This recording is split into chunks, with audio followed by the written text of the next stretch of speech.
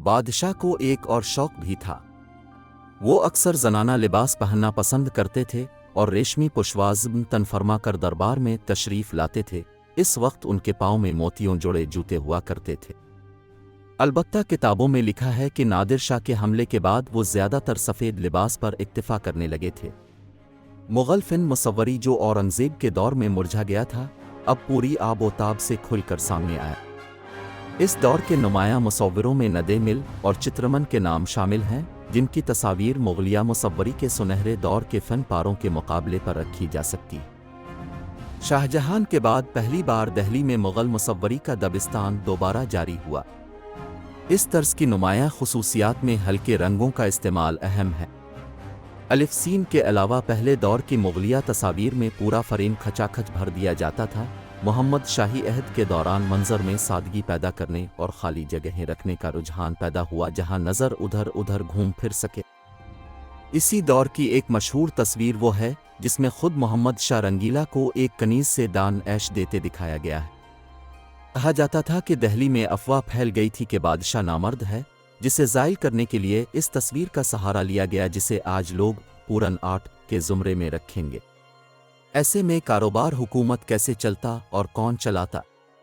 उदे, बंगाल और दक्कन जैसे ज़रखेज़ और मालदार सूबों के नवाब अमलन अपने अपने इलाकों के बादशाह बन बैठे। उधर जुनूब में मरहटों ने दामन खींचना शुरू कर दिया और सल्तनत तैमूरिया के बखिए उधड़ना शुरू हो गए। लेकिन सल्तनत के लिए सबसे बड़ा ख़तरा मगरिब से नादिर शाह की शक्ल में शामन अमाल की तरह नमूदार हुआ और सब कुछ तार तार कर गया। नादिर शाह ने हिंदुस्तान पर हमला क्यों किया? शफ़ीक़ अर-रहमान ने अपनी शाहकार तहरीर तुज़ुक नादरी में उसकी कई वजूहात बयान की हैं। मसलन हिंदुस्तान के गवैये नादरना देम देम करके हमारा मजाक उड़ाते हैं, फिर ये कि हम तो हमला करने नहीं बल्कि अपनी फूफी जान से मुलाकात के लिए आए थे। मुज़ा अपनी जगह, असल सबब सिर्फ दो थे। अव्वल, हिंदुस्तान फ़ौजी लिहाज से कमज़ोर था। दोम, माल व दौलत से लबरेज था। इन्हितात के बावजूद अब भी काबुल से लेकर बंगाल तक मुग़ल शहंशाह का सिक्का चलता था और उसका दारुल हुकूमत दिल्ली इस वक्त दुनिया का सबसे बड़ा शहर था, जिसकी 20 लाख नफूस पर मुश्तमिल आबादी लंदन और पेरिस की मुश्तरका आबादी से ज़्यादा थी और उसका शुमार दुनिया के अमीर तरीन शहरों में किया जा सकता था। चुनांचे नादिर शाह 1739 के अवाइल में फ़ातेह हिंद की मशहूर गुज़रगाह दर खैबर उबूर करके हिंदुस्तान में दाखिल हो गया। कहा जाता है कि मोहम्मद शाह को जब भी बताया जाता कि नादिर शाह की फ़ौजें आगे बढ़ रही हैं, तो वो यही कहता, हुनूस दिल्ली दूर अस्त, यानी अभी दिल्ली बहुत दूर है, अभी से फ़िक्र की क्या बात है। जब नादिर शाह दिल्ली से 100 मील दूर पहुंच गया तो वो कुरहा मुग़ल शहंशाह को ज़िंदगी में पहली बार अपनी फ़ौजों की क़ियादत खुद करना पड़ी। यहाँ भी कर्रोफर का ये आलम कि इसके लश्कर की कल तादाद लाखों में थी, ताहम इसका बड़ा हिस्सा बावर्चियों, माशकियों, कुल्लियों, खिदमतगारों, खुज़िंचियों और दूसरे सिविलियन अमले पर मुश्तमिल था, जबकि लड़ाका फ़ौजी 1 लाख से कुछ ही ऊपर थे। इसके मुकाबले पर ईरानी फ़ौजी सिर्फ 55,000 थे। लेकिन कहाँ जंगों के पाले नादिर शाही लड़ाका दस्ते और कहाँ लहू व लाब में धत मुग़ल सिपाही। करनाल के मैदान में सिर्फ 3 घंटे में फ़ैसला हो गया और नादिर शाह मोहम्मद शाह को कैदी बनाकर दिल्ली के फ़ाते की हैसियत से शहर में दाखिल हुआ। अगले दिन ईद अल-ज़हा थी। दिल्ली की मस्जिदों में नादिर शाह के नाम का खुतबा पढ़ा गया और टकसालों में उसके नाम सके ढाले जाने लगे। अभी चंद ही दिन गुजरे थे कि शहर में अफवाह फैल गई कि एक तवाइफ ने नादिर शाह को कत्ल कर दिया है। दिल्ली के बासियों ने इससे शाह पाकर शहर में तैनात ईरानी फ़ौजियों को कत्ल करना शुरू कर दिया। इसके बाद जो हुआ वो तारीख़ के सफ़हात पर कुछ यूँ रकम है। सूरज की किरणें अभी अभी मशरिकी उफ़ुक़ से नमूदार हुई थीं कि नादिर शाह दुरानी अपने घोड़े पर सवार लाल किले से निकल आया। इसका बदन ज़रा बख्तर से ढका हुआ, सर पर आहनी खुद और कमर पर शमशीर बंधी हुई थी और कमानदार और जर्नैल हमरा थे। उसका रुख निस्फ मील दूर चांदनी चौक में वाक़े रोशन अल-दौला मस्जिद की जानिब था। मस्जिद के बुलंद सहन में खड़े होकर उसने तलवार नियाम से निकाल ली। ये इसकी सिपा के लिए इशारा था। सुबह के 9 बजे क़ल्न आम शुरू हुआ। क़िज़लबाश सिपाहियों ने घर घर जाकर जो मिला इसे तहन तेग करना शुरू कर दिया। इतना खून बहा कि नालियों के ऊपर से बहने लगा। लाहौरी दरवाज़ा, फैज़ बाज़ार, काबली दरवाज़ा, अजमेरी दरवाज़ा, حوض قاضی اور جوہری بازار کے گنجان علاقے لاشوں سے اٹ گئے، ہزاروں عورتوں کو ریپ کیا گیا، سینکڑوں نے کنووں میں گر کر خودکشی کو ترجیح دی، کئی لوگوں نے خود اپنی بیٹیوں اور بیویوں کو قتل کر دیا کہ وہ ایرانی سپاہیوں کے ہتھے نہ چڑھیں۔ اکثر تاریخی حوالوں کے مطابق اس دن 30,000 دہلی والے تلوار کے گھاٹ اترے۔ آخر محمد شاہ نے اپنے وزیر اعظم نظام الملک کو نادر شاہ کے پاس بھیجا۔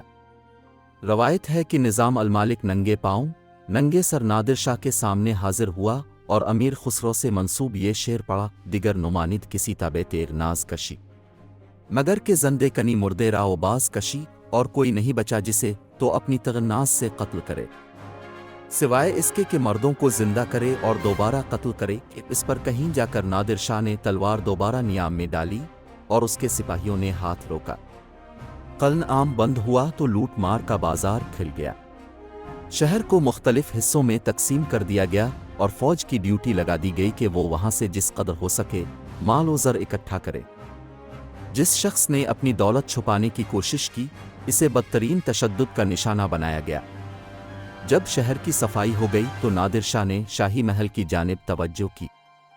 اس کی تفصیل نادر شاہ کے درباری تاریخ نویس مرزا مہدی استرابادی نے کچھ یوں بیان کی ہے: چند دنوں کے اندر اندر عمال کو شاہی خزانہ خالی کرنے کا حکم دیا گیا۔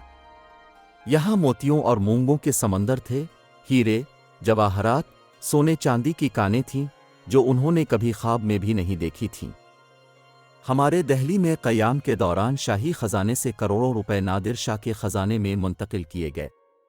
دربار کے امراء، نوابوں اور راجاؤں نے مزید کئی کروڑ سونے اور جواہرات کی شکل میں بطور تاوان دیے۔ ایک مہینے تک سینکڑوں مزدور سونے چاندی کے زیورات، برتنوں اور دوسرے ساز و سامان کو پگھلا کر اینٹیں ڈھالتے رہے تاکہ انہیں ایران ڈھونے میں آسانی ہو۔ شفیق الرحمان تزک نادری میں اس عمل کی قہقہہ بار تفصیل بیان کی ہے: ہم نے عزران مروت محمد شاہ کو اجازت دے دی کہ اگر اس کی نظر میں کوئی ایسی شے ہو جس کو ہم بطور تحفہ لے جا سکتے ہوں اور غلطی سے یاد نہ رہی ہو تو بے شک ساتھ باندھ دے۔ لوگ دھاڑے مار مار کر رو رہے تھے اور بار بار کہتے تھے کہ ہمارے بغیر لال قلعہ خالی خالی سا لگے گا۔ یہ حقیقت تھی کہ لال قلعہ ہمیں بھی کافی خالی خالی لگ رہا تھا۔ نادر شاہ نے کل کتنی دولت لوٹی؟ تاریخ دانوں کے ایک تخمینے کے مطابق اس کی مالیت اس وقت کے 70 کروڑ روپے تھی، جو آج کے حساب سے 156 ارب ڈالر بنتی ہے، یعنی پاکستان کے 3 بجٹوں کے برابر۔ یہ انسانی تاریخ کی سب سے بڑی مسلح ڈکیتی تھی۔ مغلوں کی درباری اور سرکاری زبان فارسی تھی، لیکن جیسے جیسے دربار کی گرفت عوامی زندگی پر ڈھیلی پڑتی گئی، عوام کی زبان یعنی اردو ابھر کر اوپر آنے لگی، بالکل ایسے ہی جیسے برگد کی شاخیں کاٹ دی جائیں تو اس کے نیچے دوسرے پودوں کو پھلنے پھولنے کا موقع مل جاتا ہے۔ چنانچہ محمد شاہ رنگیلا کے دور کو اردو شاعری کا سنہرا دور کہا جا سکتا ہے۔ اس دور کی ابتدا خود محمد شاہ کے تخت پر بیٹھتے ہی ہو گئی تھی، جب بادشاہ کے سالن جلوس یعنی 1719 میں ہی ولی دکنی کا دیوان دکن سے دہلی پہنچا۔ اس دیوان نے دہلی کے ٹھہرے ہوئے ادبی جھیل میں زبردست تلاطم پیدا کر دیا اور یہاں کے لوگوں پر پہلی بار انکشاف ہوا کہ اردو، جسے اس زمانے میں ریختہ ہندی ادکنی کہا جاتا تھا، یوں بھی شاعری ہو سکتی ہے۔ دیکھتے ہی دیکھتے اردو شاعروں کی پنیری تیار ہو گئی، جن میں شاکر ناجی، نجم الدین آبرو، شرف الدین مضمون اور شاہ حاتم وغیرہ کے نام اہم ہیں۔